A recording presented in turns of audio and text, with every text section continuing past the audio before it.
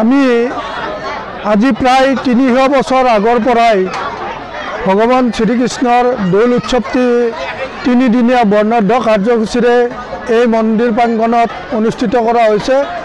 এই দৌলখন আমাৰ ভিংগেশ্বৰ দেৱালয় দৌল উৎসৱ উদযাপন সমিতি অভয়পুৰীয়া পামৰ দ্বাৰা আমি আয়োজন কৰা হৈছে। ইয়াতে আজি আমাৰ প্ৰথম কাৰ্যসূচী আছিলে পতাকা উত্তোলন। পতাকা উত্তোলনৰ পিছতে আছিলে আমাৰ স্মৃতি তৰ্পণৰ পিছত আছিল গছপুলি ৰোপণ, তাৰে পিছতে আছিল কাৰ্যালয় উদ্বোধন আৰু সন্ধিয়া ঠিক 6 বজাৰ লগে লগে আমাৰ গোসাঁইলৈ সাংস্কৃতিক শোভাযাত্ৰা ভিংগেশ্বৰ মন্দিৰৰ পৰা আমাৰ গোসাঁই দোলাত উঠাই লৈ আমাৰ অসম চৰকাৰৰ মুখ্যমন্ত্ৰী মহোদয়ৰ বিশেষ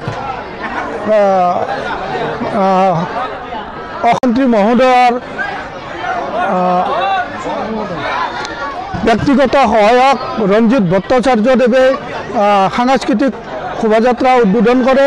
তাৰে পিছত গোসাঁই লৈ আহি আমাৰ ইয়াত ভেলাঘৰ দাহন কৰা হয়। ভেলাঘৰ দাহনৰ পিছতে আমাৰ আজি নাট আছে। মিৰ্জাৰ নাট্য দলে আমাৰ এই মঞ্চত মঞ্চস্থ কৰিব।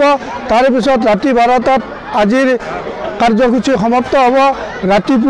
অহাকালি ৰাতিপুৱা 8 বজাত আইসকলৰ নাম প্ৰসংগ আছে। আইসকলৰ নাম প্ৰসংগৰ পিছতে আমাৰ ভাগৱত পাঠ আছে। ভাগৱত পাঠৰ অন্তত আমাৰ হোমাদিকৃত হ'ব।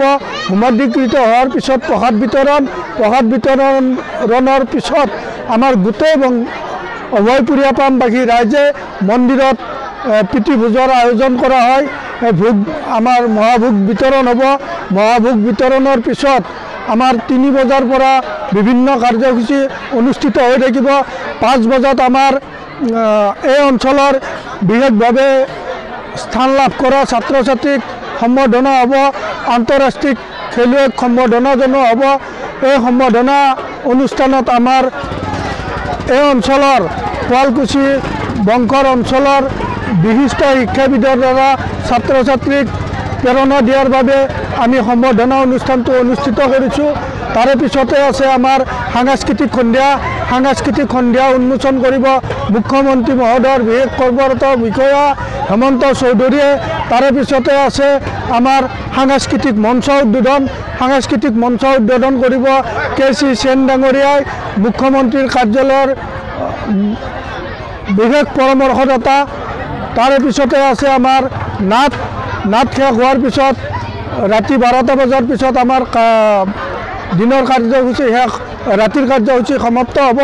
তাৰে পিছৰ তৃতীয় দিনৰ কাৰ্যসূচী আছে আমাৰ হোলীৰ কাৰ্যসূচী সেইদিনা আমাৰ ৰাতিপুৱা 8 বজাত আমাৰ ৰাইজৰ মাজত এখন বৈঠক অনুষ্ঠিত হয়। সেই বৈঠকত আমাৰ যিবিলাক বন্দোবস্ত কৰা প্ৰাৰ্থী থাকে সেই প্ৰাৰ্থীবিলাকক আমি টকা পইচাৰে তেখেতসকলক আপ্যায়ন বিদায় দিয়া হয়। বিদায় দিয়াৰ শেষত আমি 12 বজাত প্ৰসাদ বিতৰণ কৰিম। প্ৰসাদ বিতৰণৰ পিছত আকৌ ভিংগেশ্বৰ মন্দিৰত একেলগে সমূহীয়াভাৱে ভোগ ভাত খাই 3 বজাত আমি গোসাই লৈ গোটেই সদৌ বংশৰখন গোসাই লৈ শোভাযাত্ৰা আগবাঢ়িম। শোভাযাত্ৰা সমাপ্তৰ পিছত 7 বজাত আমি গোসাই ভিংগেশ্বৰ মন্দিৰত স্থাপন কৰিম। স্থাপন কৰি আমি 3দিনীয়া কাৰ্যসূচীৰ ইমানতে সমাপ্ত হোৱা বুলি ঘোষণা কৰিম।